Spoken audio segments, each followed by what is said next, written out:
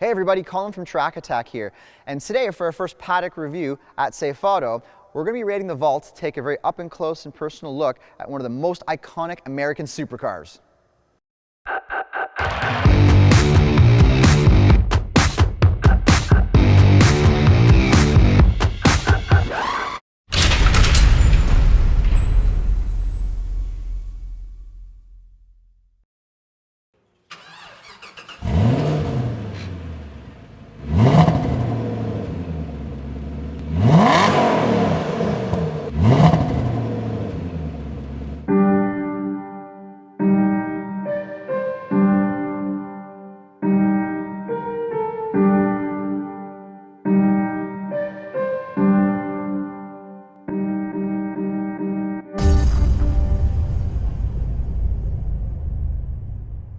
This is a 2006 Ford GT supercar. The Ford GT began life as a concept car in anticipation for the automaker's centennial year and to revive the heritage names such as the Mustang and the Thunderbird. The Ford GT was meant to pay homage to the GT40 race cars that dominated the races back in the 60s. The car featured a lot of unique technologies for the time, including a super plastic formed frame, aluminum body panels, and a capless fuel filler system. Looking at how high this roof is relative to my body, and considering how short I am, this is a pretty low car. Now, of course, it's not quite as low as the original GT40 race car was, because of course the 40 was meant to be how high it was in terms of inches from the ground. This one does sit a bit higher because at the end of the day, let's face it, it does have to fit the average person, the average North American person, which is generally bigger. But still, as far as supercars go, this thing is still pretty low to the ground. Another thing I really like about this car is the back end. It has that typical sort of long, sort of hatchback, supercar mid-engine sort of flow, but something about this one has a slightly different shape to it. It's the way it kind of comes down a little bit sharper and then almost kind of flattens out a bit here at the back. And then it kind of sinks in between the two big wheel arches, which is not like most supercars out there. And I like that because it does make this stand out a little bit more than some of the other supercars. It's like Ford's way of saying, hey, you know what, we're not going to be like all the McLarens and Ferraris and stuff out there. We're going to build a supercar, but we're going to do it our way, which is super cool they did that. Now let's go take a peek at the interior. Now, unfortunately, I can't use the actual little button activated thing on the door. The battery's not working right now. So we're going to reach inside. I'm going to find the handle here. I know it's here. There we go.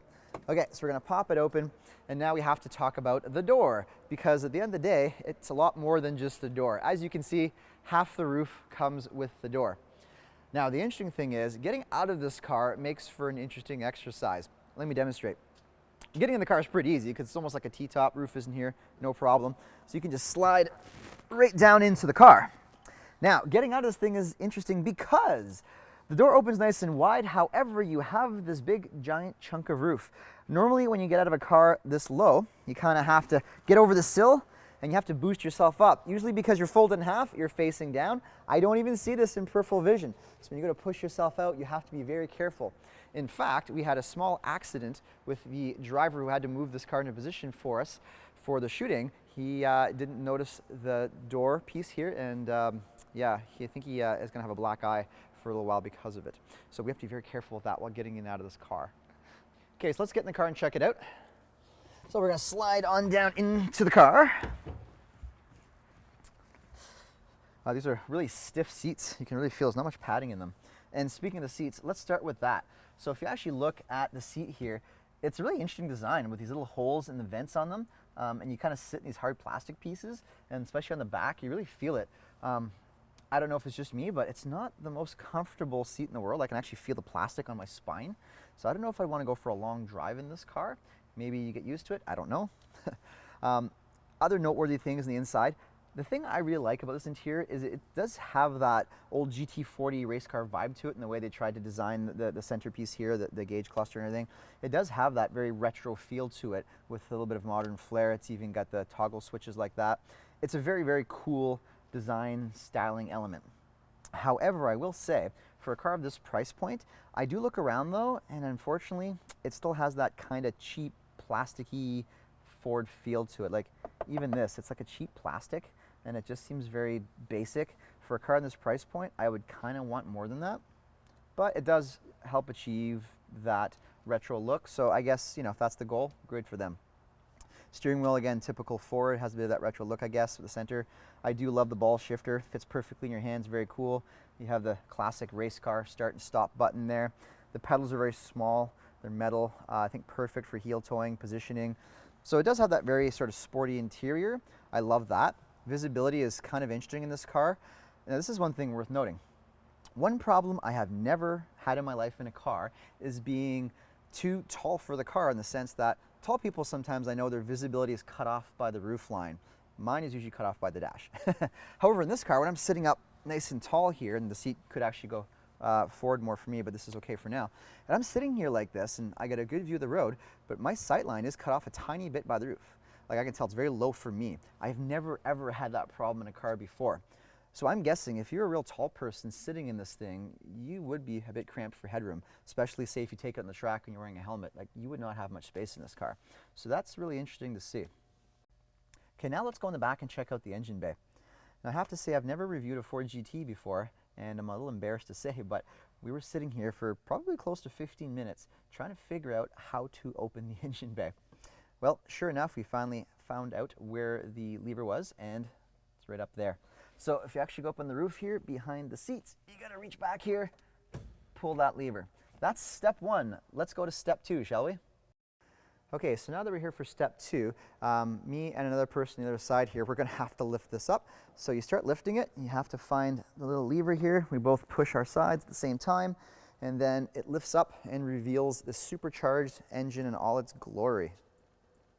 Okay, so now that we have the hood open, we can take a look at the heart of this beast. And of course, it's a 5.4 liter supercharged V8.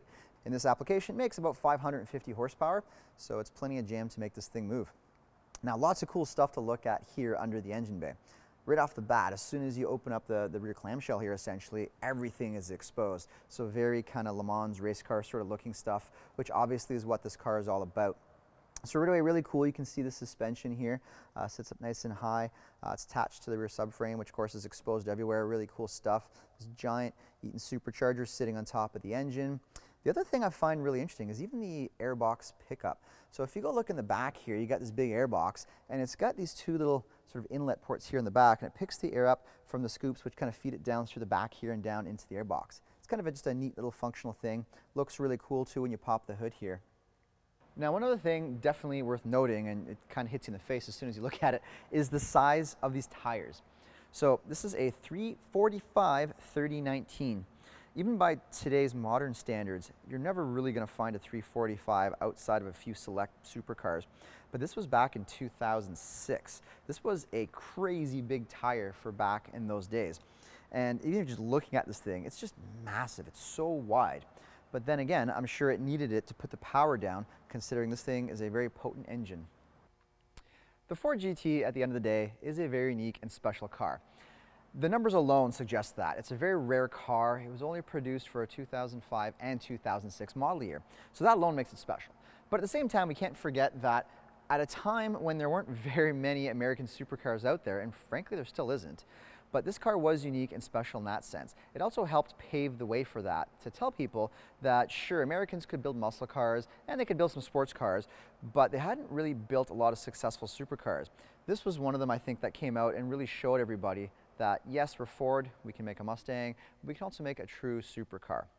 If you look at the way it was built and the whole design ethos behind it, this was meant to be a race car for the road. So because of that, I think this is an extremely special, rare machine that I would love to own any day of the week.